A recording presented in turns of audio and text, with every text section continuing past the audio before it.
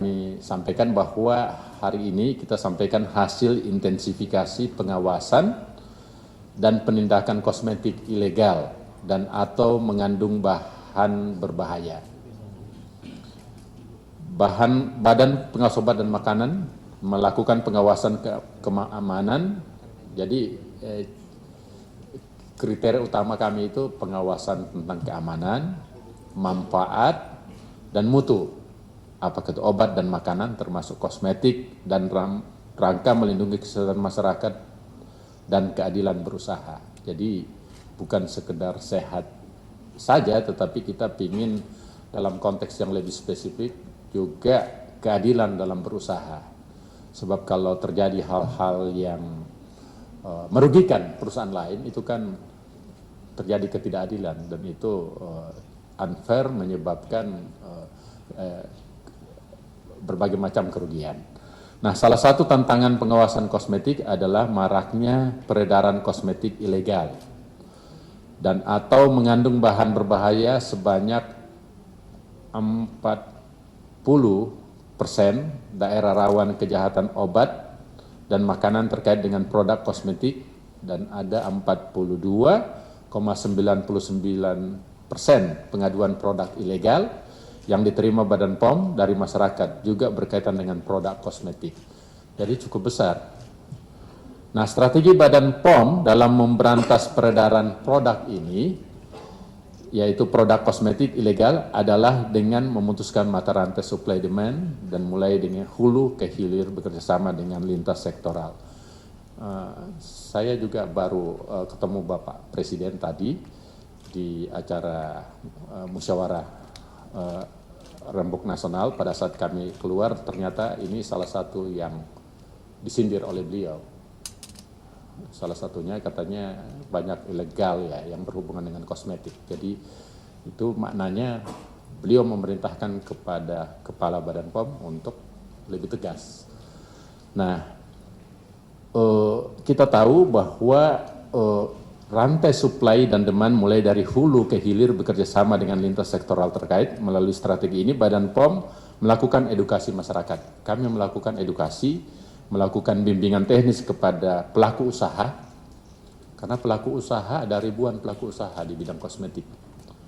Mulai dari retailnya, produksinya, dan sebagainya itu hampir 3.000 lebih ya, 4.000-an. Ya, karena kan ada UMKM, ada usaha kosmetik, ada retail dan sebagainya. Jadi cukup besar dan termasuk bersinergi dengan pemangku kepentingan. Apresiasi dari terima kasih kami kepada mitra sektor serta pemangku kepentingan atas kosmetik ini yang berhubungan dengan sisi demand and reduction maupun supply reduction. Nah, karena kita harus lihat dari konteks supply and demand-nya. Kalau kebutuhan besar, terus supply-nya juga besar, itu berpengaruh terhadap harga, berpengaruh terhadap ternyata signifikan juga terhadap aspek-aspek ilegal. Jadi dan ternyata ini juga menjadi perhatian Presiden kita. Nah, hasil intensifikasi pengawasan dan penindakan ini perlu saya umumkan, tentu saya perlu bacakan karena ini sangat detail. Yang pertama, Badan POM melakukan pengawasan berdasarkan analisa risiko dengan memperhatikan tren peredaran kosmetik ilegal dan atau mengandung bahan berbahaya saat ini yang didominasi oleh produk impor dan didistribusikan, dipromosikan di media online. Jadi mayoritas media online. Dan produk ini masuk secara impor dan ternyata bersifat ilegal. Kemudian sebagai salah satu bentuk strategi pemberantasan, Badan POM melaksanakan intensifikasi pengawasan dan penindakan yang diharapkan dapat memotong suplai kosmetik ilegal. Kan ada suplainya dari luar, karena ada kebutuhan di dalam negeri. Kemudian mereka tidak perlu apa-apa, dia melakukan pembelian secara online. Dan atau mengandung bahan berbahaya. Selain ilegal juga ada faktor bahan berbahayanya. Kemudian Badan POM bersama unit pelaksana teknis, yaitu UPT atau balai-balai besar, balai dan Lokanya Badan POM se-Indonesia melaksanakan intensifikasi pengawasan dan penindakan pada Oktober sampai dengan November tahun 2024 terhadap kegiatan produksi dan peredaran kosmetik ilegal dan atau mengandung bahan berbahaya. Selalu dua hal itu, dia ilegal terus ada juga mengandung bahan berbahaya.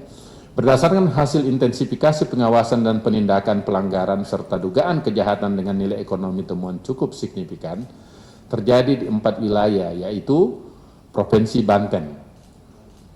Mungkin karena di situ ada pelabuhan ya. Kemudian Jawa Barat, Jawa Tengah, dan Jawa Timur. Intinya di Jawa. Kemudian temuan dari keempat wilayah tersebut, jadi di wilayah dari kurun waktu Oktober sampai November, yaitu berjumlah 235 item. Jadi jenisnya ada 235 atau piecesnya, jumlah pieces atau berapa jenis dan berapa jumlahnya. Jumlahnya berjumlah 205.000 ya, 400 pieces produk kosmetik ilegal dan atau mengandung bahan berbahaya.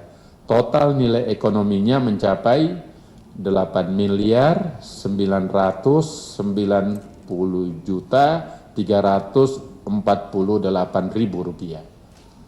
Itu nilai ekonomi. Belum kalau kita nilai ekspektasi kerusakan yang diakibatkan tentu lebih besar. Rincian ini, nilai ekonomi ini teman berdasarkan wilayah dari yang terbesar yaitu mencapai lebih dari 4,59 miliar di Jawa Barat.